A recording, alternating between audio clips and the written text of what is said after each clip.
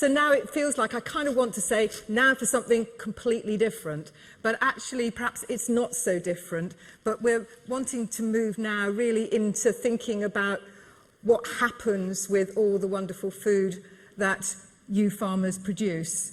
And in this next session, we've entitled it Scaling Up Local Food, Scaling Up the Local Food Economy. And in this session, we really wanted to explore that, just how possible that might be. And certainly, you know, for many years now, probably more years than I care to remember, we've been talking about the potential benefits of more local food supply chains. And just recently, I've been seeing a lot more on social media with farmers asking that question: is it possible to scale it up, to actually be able to produce a lot more food for more local communities through this kind of production system? And certainly, this year's Oxford Farming Report, within its recommendation, mentioned precisely this, both local food economies and also linking with consumers. And that's what we want to be talking about this afternoon. And I'm really delighted to have a diversity of speakers to talk to this subject. One speaker who's going to talk from a government perspective, and secondly, a speaker who's talking very much from that bottom-up perspective of actually getting on and doing it from the ground up. And first of all, I'm going to ask for Mairi Gougeon, who's the Cabinet Secretary for Rural Affairs and Islands in Scotland. Unfortunately, she couldn't be with us today, but she has very kindly done a pre-record for us, really talking about all the great work that's going on in Scotland. And certainly when I was at Soil Association, it was something that we were very proud to be supporting, the development of that work. So without further ado, can I ask our technicians to run that film, please? I would like to thank the organisers for their really kind invitation to contribute to the Oxford Farming Conference this year. And while I am really disappointed to be unable to join you in person, I really am pleased that the conference is returning to full strength after such a difficult couple of years. The topic of this session, scaling local food economies, is crucial given the interconnected challenges that we're facing.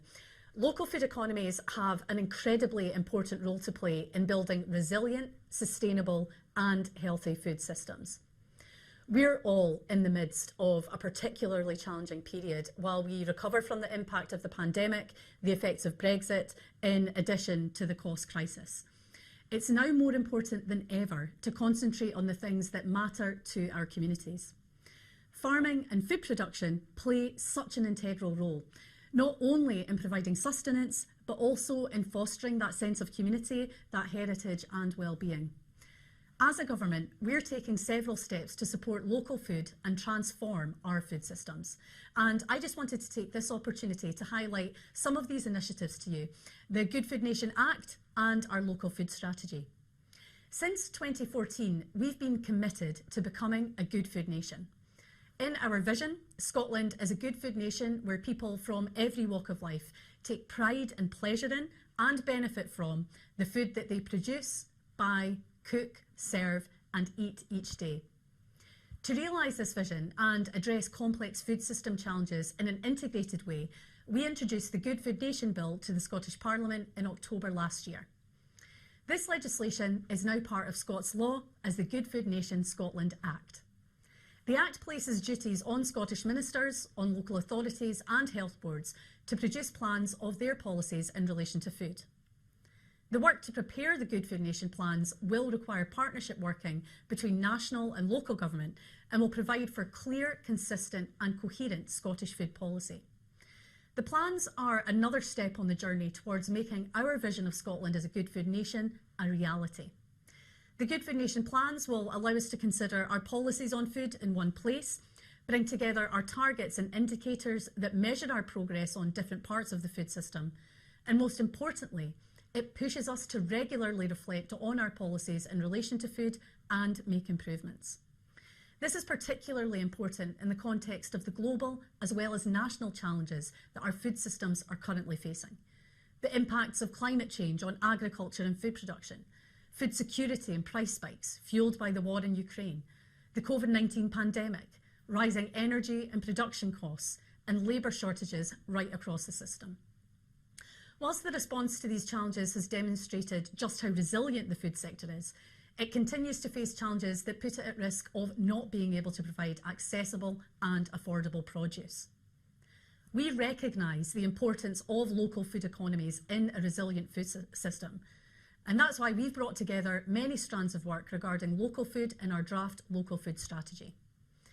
We consulted on this strategy and found that there was overall support for local food and its importance in local economies, and we'll continue to work to connect people with local food, connect Scottish producers with buyers, and really harness the power of public sector procurement. As a first step, a steering group has been formed of government officials and key stakeholders to oversee this work, to finalise the strategy and identify further opportunities to increase local food on our dinner plates. There are many initiatives, though, that contribute towards our local food strategy. We want to support businesses of all sizes and recognise the importance of building capacity of the smallest of businesses. That's why in October this year, I announced that we would bring forward a smallholder support pilot. We want this pilot to empower our small-scale producers to contribute to our Good Food Nation ambitions and local food strategy, particularly to create more localised supply chains, enhance value and cut food miles. We know that none of our ambitions in relation to being a good food nation and developing our local food strategy can be fulfilled without our farming communities who work tirelessly to grow our crops, rear animals and indeed manage much of our land. We want to build the capacity and resilience of our farming sector. In particular, we want to support women in the industry as they remain significantly underrepresented in leadership. We'll fund practical solutions to improve the lives of women living and working in agriculture, including enabling to build more resilient businesses through the Women in Agriculture Development Programme. Developing and expanding their skills and talents will ensure the long-term sustainability of the agricultural sector, enabling businesses to be more resilient and adaptive into the future. Agritourism is one sector that is leading the way in getting more women involved in agriculture. 13 out of 15 of our agritourism destination leaders who play a key role in leading the sector throughout Scotland are women. Agritourism helps us with our food ambitions by encouraging visitors to sample locally produced food and enjoy the whole farm-to-fork experience, showcasing some of Scotland's finest local produce. That's why I was delighted to announce a few weeks ago that the Scottish Government will be providing £443,000 worth of support to Scottish Enterprise to establish a new agritourism monitor farm programme. I was also happy to announce £35,000 worth of funding to support the implementation of the Scottish Agritourism Strategy. This strategy will help ensure Scottish agritourism provides a wide range of benefits to support our rural areas and remote communities. Not just that, it will help farm diversification and sustain our valuable family farms, helping to keep multiple generations of farming families in employment. To truly achieve our vision of thriving local food economies, we need to ensure that businesses and individuals reach their full potential. This is a really exciting time for transforming our food system and increasing access to local food. We will face challenges along the way, but I'm confident that the hard work we're already putting in will help us to overcome them. Thank you so much for the opportunity to speak to you today, and my very best wishes for a successful and productive annual conference. I hope you have a really fruitful discussion on local food economies and wish you all a happy 2023. I think worth a clap, yeah, absolutely. And we've got George Burgess with us, who's the Director of Agriculture and Rural Economy in the Scottish Government. And George will be taking part in the panel discussion later, very much answering the kind of questions that Mairi's wonderful presentation probably have provoked in you. And I should have mentioned right at the start that we will be taking questions, and I'm determined that we will leave plenty of time really to be able to have that conversation that the two presentations will have got going in your minds. So please use Slido. Our second speaker this afternoon is Jannine McMahon. Jannine is a farmer from near Manchester, and Jannine is very much a pioneer of local food and community engagement. And I'd be delighted, Jannine, if you'd like to take to the stage, really to share your experience of local food with us. Thank you.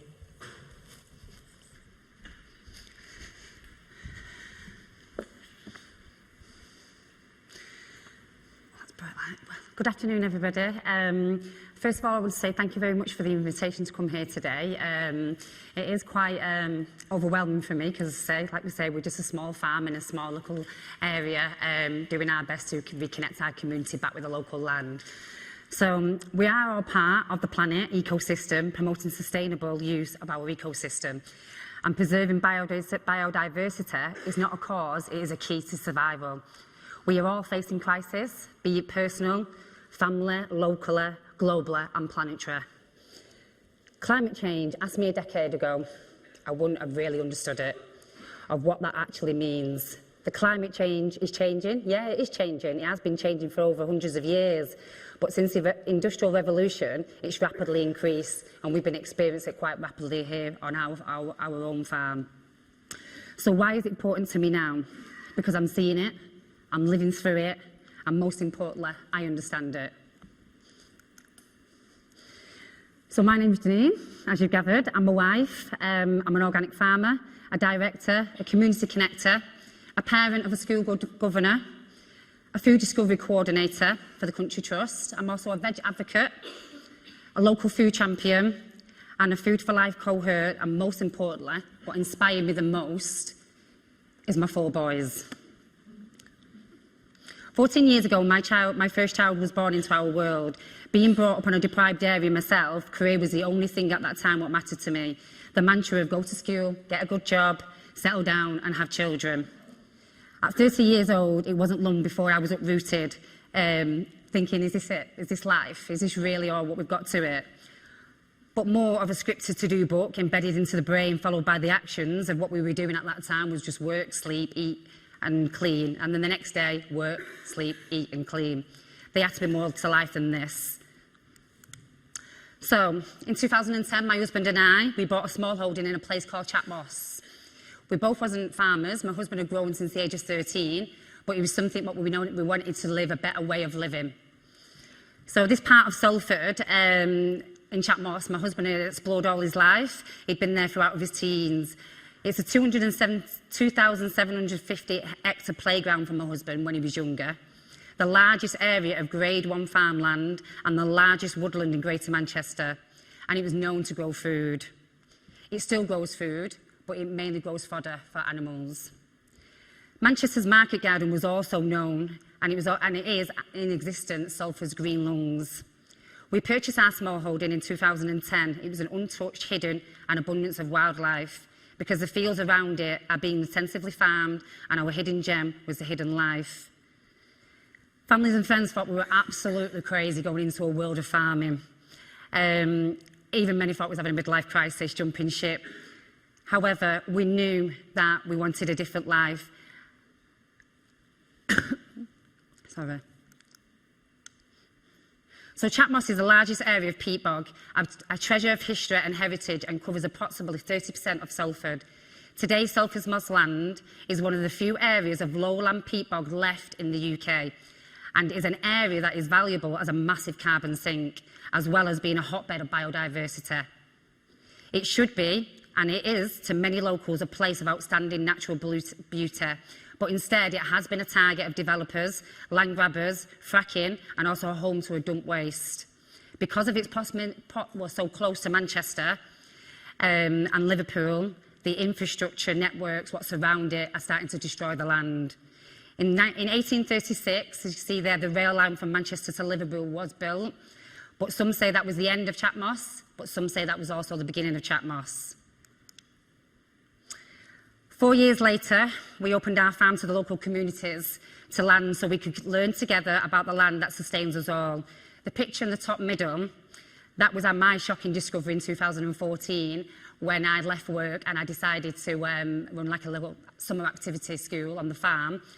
One of the children there had started to harvest some potatoes, And when she harvested it, she was absolutely astonished the fact that a potato came from the ground. So obviously the question I asked was, where do you think potatoes come from? And she said, Tesco. I was just like, wow, okay. So this shows how disconnected we have been from the land. So our community have no access to good, healthy food. In 1976, Tesco was built, and that was the first hypermarket in the town and also the biggest in Europe. So the local economy crashed in purchasing. All the local greengrocers crashed.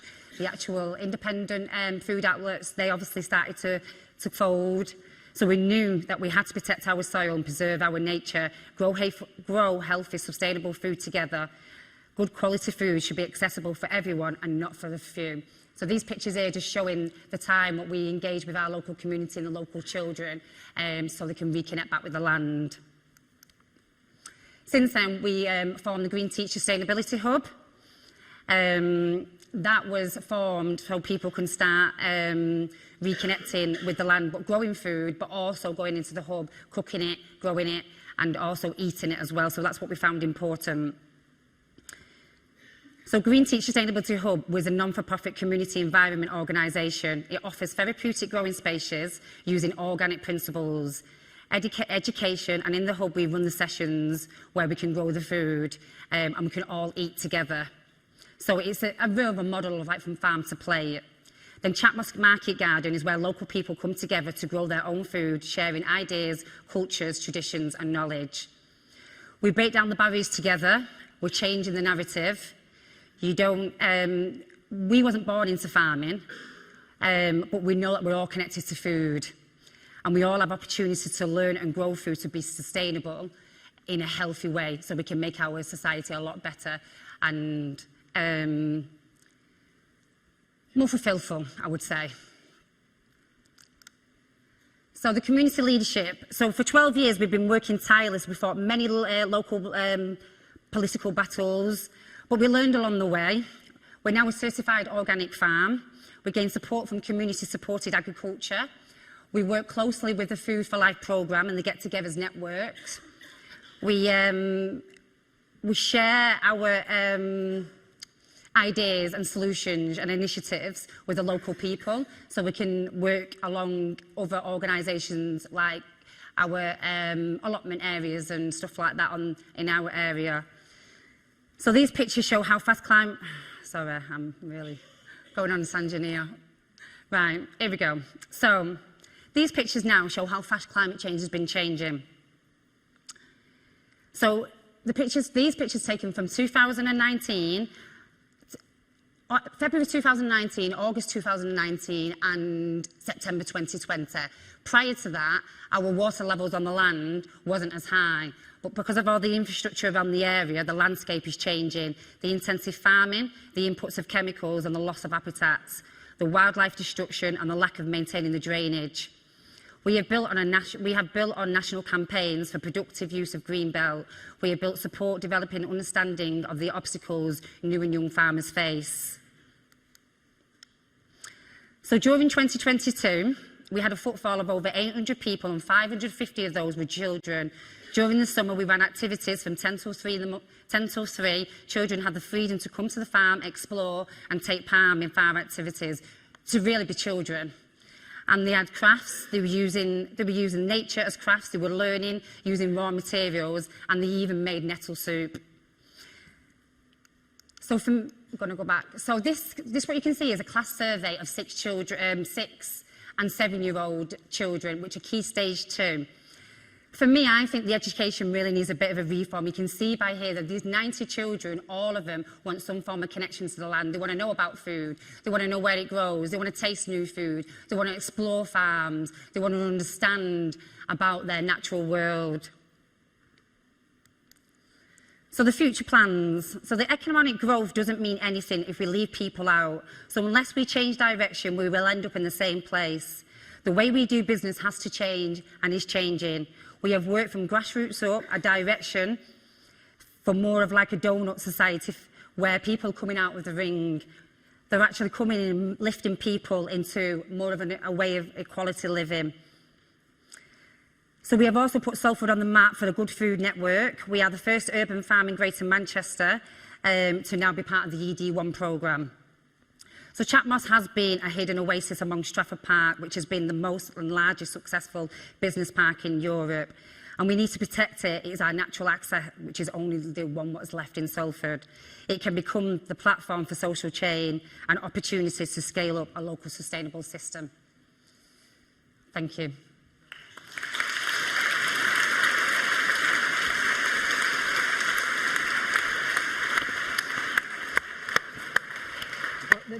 Sit there. Oh, right, okay. Yeah, yes, perfect.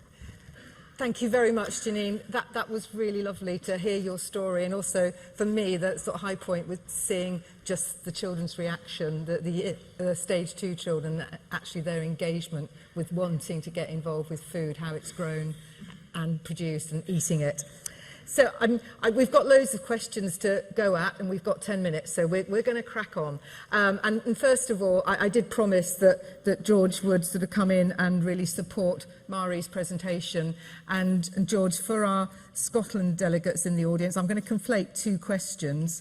The first one, which is to do with the producers in Scotland have got a real ambition to get a move on in meeting government's many visions, but there's a bit of a lack of detail. When can they see that detail? That's the first one. And then the second one is kind of a little similar, but in a way it links to the overall question we were wanting to pose in this session, which is to state that local food's invariably talked about as small, organic, family niche. But is it possible for large commercial farms to provide for their local communities? And I noticed that Mairi talked about supporting local food from farms at all scales. So could you sort of address those 2 things, please? Okay, thanks very much. So the first question about our agriculture policy and lack of detail, that's not the first time that question has been asked. Hopefully that's just the Scots in the audience that are snickering there. We are at an important stage. We will be bringing forward the bill, the agriculture bill, into the Scottish Parliament this year. That will be setting the framework, the powers that we will use to provide for the new system of agricultural support policy. In determining the detail, a critical part, and it's a phrase that's come up several times already in discussion today, is around co-production. Easy thing for us would be to sit in St Andrew's House and just design a policy and put it out there. What we're trying is the rather more tricky bit, which is co-production with industry, with the stakeholders. So there is a lot of discussion, there's quite a lot of argument, some of it quite heated, but we're getting there through that process. So it's perhaps slower than south of the border, but we're going to be getting there. So in the next couple of months, there will be more detail coming out on the scheme that will be rolled out in Scotland. The second part of the question, is this just about, is local food just about small scale? No, I don't think it is.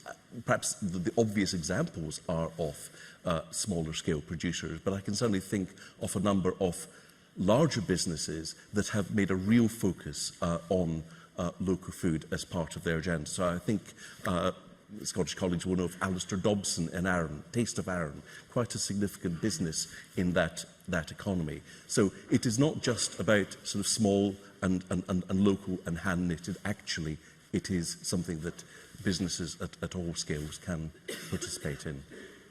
No, thank you, George. And in that regard, I think linking that to really thinking about actually how do we scale the extent of localised agriculture. And I don't know, Jannine, from your experience of having done it, I don't know whether you could explain a little bit about the progress in terms of producing food and how you do that and how you market it.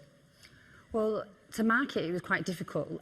So we focused more on being community supported agriculture. Yeah. So we're incorporating members. So we incorporate members into, obviously, our food, getting them to come and learn how to grow, to share, obviously, the food. And then we did like a veg box scheme, where we did like a weekly kind of veg box scheme. So they become a member, we did a veg box scheme, and then they obviously take a share of their scheme. And then people enjoyed the food, wanted to know more about the food, so then they would obviously visit the farm and start helping and growing their own food. Right. And has that expanded over the years? Yes, yeah. There's more and more of an interest, yeah, for local veg box schemes, yeah. And how are you able to scale up your production to meet that growing need? We need to start working more with more share farming. We need more farmers on the Moss to start share farming, yeah. That's interesting, because there's another question here, if I can find it quickly, which was to do with local produce hubs, and the questions linked to public sector food procurement being worth 2.4 billion. I guess that's probably in England, I think, but not being accessible to producers. And the question is, would local produce hubs give local producers better access to those kind of markets? Yeah, because for many years that is basically been the obstacle. It's been the we haven't had access to local food at all. So by having like a community hub or a place, that will make it more accessible, but more engagement with the community to obviously have somewhere to access local food. Yeah. And by a community hub, you literally mean a place where the vegetables come and then are sold from there? Well, yeah, the vegetable come to there, or they're grown there. Yeah. They're grown there, or we might have to, obviously, because depending on obviously the land itself, you can only grow certain things, so you're working as your share farming, but all your vegetables come in one place, and then we then take that veg box to either direct to the customers, or the customers come direct to us, or then we will have like a drop-off point where they'll obviously drop the food off, and then other people will go that way and pick up the food that way. Okay. And interestingly, George, in Mairi's pre-record, she talked about driving, using public procurement as a really powerful lever. So in Scotland, are you looking at how to use public procurement as a lever for driving more local food strategies? Yes, we certainly are, and it's one of the themes that comes out in the local food strategy. You'll be aware from Soil Association that in Scotland we've promoted Food for Life, and now more than half of all Scottish local authorities are participants in that scheme, particularly around school food, but we're looking now to expand that into other sectors, particularly the care sector. I'm going to go back to the West Coast again for another great example, because Argyll and Bute Council have done a lot of work with their local suppliers to make sure that they are actually in a position to bid for contracts with the local authority, and I think they've been really successful in doing that. So if you're getting your school dinner in Argyll and Bute, you can be sure it's local produce, local vegetables, local beef that are on the plate, and so really good. And I think through schemes like Food for Life we can share that learning around the country. Yeah, I think the Food for Life programme, I think, is the way in to obviously start teaching our future generations about food, because predominantly that's where they mainly eat. They pick up their eating habits within the school system. Yeah, no, absolutely. Certainly, I've learnt that. I've got another question here, which is slightly different, but I think it's actually really important, because very often when we hear about local food, it's generally to do with fruit and vegetables, although actually increasingly where I live in Devon, we're seeing more and more milk vending machines cropping up where producers are able to engage directly with customers through a milk vending machine. But the question here is about cereals and how often they're not involved in local food production and sales. I don't know whether either of you have got any thoughts on actually how cereal producers could get better involved in more local food economies, or whether actually they need to be operating at the slightly larger end of the scale. Yeah, I think you're right. The opportunities are more obvious in fruit and veg and in sort of meat and dairy, but I think they are there still for arable. I'm afraid I was having to slum it last night in Keble College, so this morning I didn't get porridge with my breakfast, as I might have done it at home. But there is an opportunity. And if you go to the Northern Isles, to Orkney, opportunities there using traditional strains of grain, beer, B-E-R-E, and a local economy there of growing, milling, and then selling either as purely the meal or products made from it. So there are opportunities that can be exploited. That one might be very specific to Orkney, but perhaps there are other opportunities like that around the UK. Yeah. And presumably, Jannine, you're not involved in sort of selling any kind of cereals at all? No. Because you don't produce them because the ground's not suitable, is it? No. So I've got one question which is very squarely directed at you, Jannine, but it's your opportunity because we've got a DEFRA minister in the audience. And the question is this: how well supported do you feel by the sector as a small-scale producer, and what more could be done to actually accelerate your ability for impact? We've had no support. Little support. We've had to reach out to organisations like the Soul Association and Food for Low programme, Community Supported Agriculture, to find that kind of support, and Land Workers Alliance. So for DEFRA to give us, we're now starting to see that support, now being part of the Countryside Stewardship Scheme, but that's because of what we do and the farming practices, what we do on the farm. But what can they do more? Probably implement your new Good Food Act. That's probably a way how we can channel into supporting more small farmers and people who want to get into farming and new entrants into farming too. Yeah, to do it, yeah. Okay, I think I'm going to say we've got time for one more because I think we can probably be a bit naughty. And it's really this. It's this bit about CSAs, because it's something, I mean, again, CSAs have been around a long time, but the question is, are they being overlooked as serious food producers on a national scale? Because normally they don't support the current farming model. It tends to be more niche, more organic. But is this actually a model that could be scaled up? And I'm going to ask you first, actually, George, because in Scotland, I don't know how common CSAs are, community supported agriculture schemes, where effectively people who buy food sort of buy into working with producers. It's not particularly common in Scotland, Right, in my experience. That's interesting. And Jannine, do you think that CSAs could be much better utilised across the UK than they are? It could be better much made aware of, yeah, most definitely, because when we brought our CSA model to our area, it was something what not many people were familiar with at all. No, interesting. Look, our time has run out and it's gone red. It's a fantastic system here. You can't see it, but we see the colours changing, and it's a real incentive to stop. But I would like to very sincerely thank Jannine, Mairi and George for really answering the question so well, and also really sharing what's going on so clearly and so openly. So can you please join with me in thanking them?